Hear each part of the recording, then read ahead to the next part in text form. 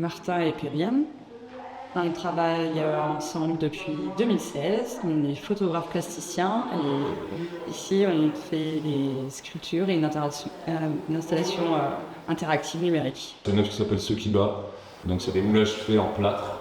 Donc dedans, on ne va pas couler du plâtre, on va couler du béton.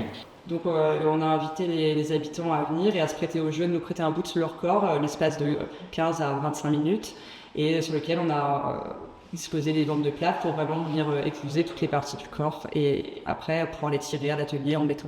Et il y en a une qui est composée quasiment que des habitants de God. L'intérêt du béton pour nous, c'est déjà le côté solidité, mais c'est surtout par rapport au propos, de montrer que l'impact de l'homme sur l'environnement et sur ici la nature. L'idée c'est de montrer une érosion de ce béton, pour montrer que la nature reprend son droit. Donc sur les statues, en fait, il y a le lierre qui va repousser, la mousse qui va se remettre. Proposer d'aller dans ce sens-là, d'aller vers plus un retour à l'espace naturel et à arrêter d'artificialiser le monde. En tout cas, une cohésion entre les deux, que l'homme doit s'adapter avec la nature et qu'on repense ensemble plutôt qu'être solitaire et que la nature se subisse. En fait, on invitera le spectateur à poser la main sur un plexiglas. Ça va déclencher en fait un son dans la forêt. Ce sera un battement de cœur en fait, donc du coup comme si on fusionnait avec ces statues qui sont entre guillemets l'évolution de l'homme dans la nature.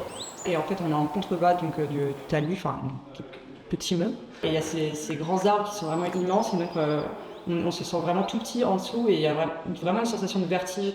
Il y a une émotion, en tout cas il y a quelque chose qui se dégage quand on passe dans le chemin.